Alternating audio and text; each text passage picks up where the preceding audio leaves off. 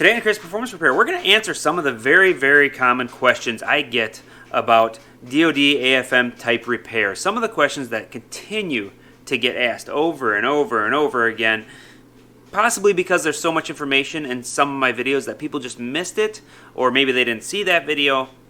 But basically, the lifter release trick, and we're going to go over some of the VLOM modification, why I do what I do. We're also going to explain how the system works so you can understand why I do what I do. So stay tuned.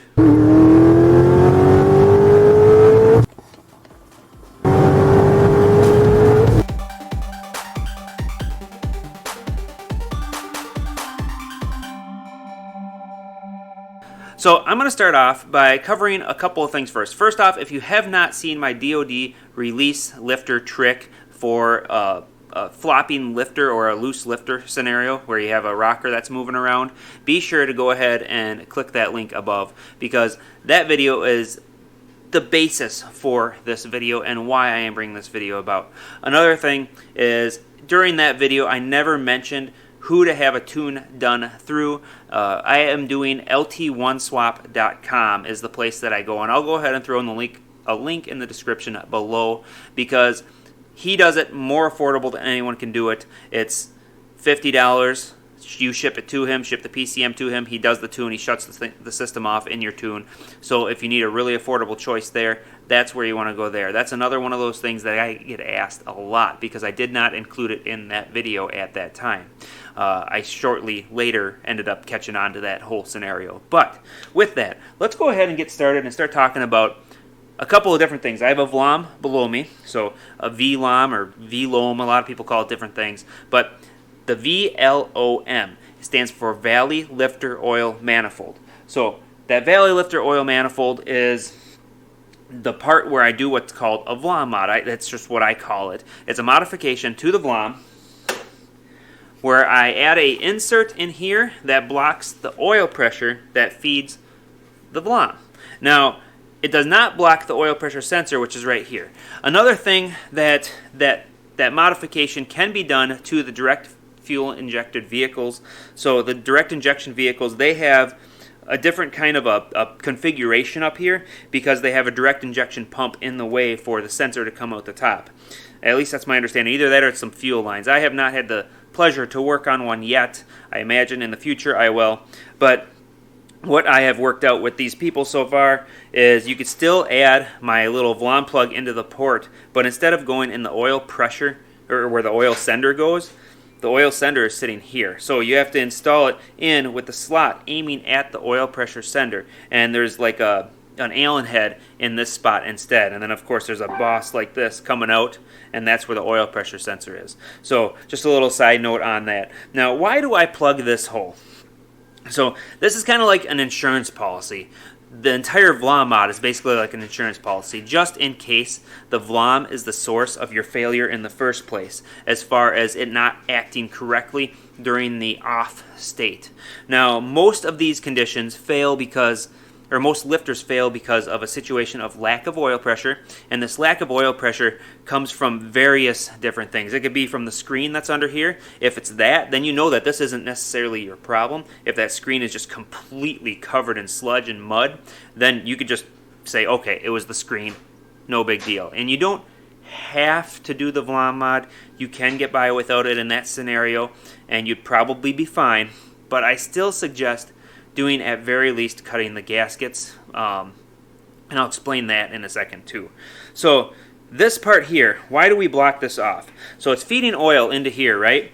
So there's always pressure sitting behind these solenoids. If these solenoids get a little bit of debris caught in them and they start to leak, they will feed pressure into these ports here, which go to the oil towers that are in the block. Now, if those oil towers that are in the block get pressure, that is what activates the lifters. So if they get just enough pressure to activate those lifters, they will fail. So that's insurance policy number one. Now, these lifters, they work based off of pressure. So there is a flat spot here and a hole here. I've been telling people 1/4 inch hole, but it's actually smaller than that. That's a pretty small hole. It's probably 3/16 or something. But anyway, doesn't really matter. So these lifters activate off pressure. So the oil tower is always facing this hole. If you see this flat spot through the hole in the oil tower, that means your lifter has spun 180 degrees. That's another common failure with these systems. If you have that scenario, your cam is going to be wiped out. You're going to need to do a complete delete. Cam change, the valley cover, all that as well. So I'll explain some of that valley cover scenario in a second here. But first, these things work off of pressure. So if I add pressure to this, right now, it's stuck. It won't move. If I add pressure to this guy, it won't pop out, but if I add pressure and lift up on it, it releases the locks, so I'm able to pull this guy out of here. So, and that, you know, I'm just showing you that way, pulling it out versus compressing it because it's got this big spring here. I'm not sure I could. Maybe I can. Let's give it a shot quick. No, that spring's too heavy. I can't compress that thing. Not with just one hand. So now you can see how that system works. So now, why do we go into the gaskets themselves? And why do I cut those out besides if these are stuck allowing oil pressure in when I already, where is it? What end am I on? Here we go. When I already blocked off this end so oil pressure can't get there. Why would I cut those still? So in the scenario that you're not using the system, just like when I do my VLOM mod, and you're obviously turning the system off, this thing constantly has oil pressure feeding, so here's the hole, has feeding oil pressure underneath here, and that's what lubricates all the lifters, and it also pressurizes the standard lifters and these lifters for hydraulically activating them. There's a small ring on this one. Now, a standard lifter has a very large ring on it. This little small ring on this lifter is where the oil pressure gets fed from that main passage in order to pressurize the hydraulic side of this lifter. Now, the DoD AFM side of this lifter is not hydraulic necessarily, other than it hydraulically disengages the locks. So that side of the lifter you do not want pressure on, but it's just steel and an aluminum bore. So some of that pressure from this side does seep by and does go up that oil tower. So as that oil is feeding up that oil tower, these holes here are supposed to, or these ports are supposed to bleed it off in the non-activated mode. Now there's two different kinds of VLOMs that I'm aware of as far as how the solenoid is set up. And one of them is this one. This is a bolted together one. And this one, you can see this hole here, there's a screen, a little micro screen under here. And the oil comes up here and just bleeds out the bottom here. So these are naturally supposed to bleed off pressure in the resting state when they're not activating the lifters. So I cut the gaskets because this little screen can plug up. Now, if you have the other style of VLOM, it actually back feeds the pressure into the solenoid, and the solenoid has a release right along the side of it. There's no screen necessarily, but there is some fine kind of area where it's at. So that could also get plugged up. A little debris gets in there, it gets plugged up or just builds up over top of everything. And once that gets plugged up, obviously it'll be restricted and it could pressurize in the oil tower. So I cut the gaskets to make sure I eliminate any pressure that happens in that oil tower. And that's why you end up with this, where the gasket's cut. Now, couple guys actually, have asked me, should I cut the entire gasket out? I don't think it's necessary. So just do the little ends here, just do the little circles, what you can. Now, there is one that I cannot do that on this one. This one you can pretty much get rid of half the gasket, or the entire gasket really, where that O-ring is if you really wanted to. I just cut out half of it, it really doesn't matter. You just need a little bit of relief there. But this one here, I just cut out a little bitty chunk, just a little 1/4 inch spot, because you can see the size of this hole here is not very big. It doesn't need much, it just needs enough.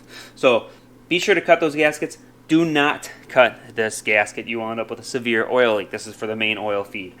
The rest of them, cut them out. You can leave this one in. This is typically reusable, and all you gotta do is feel for a raised area. If this gasket is raised up after sitting for, I don't know, an hour or so, even if it was flat when you pull it out and it's raised after about an hour, it's still good, it's still reusable.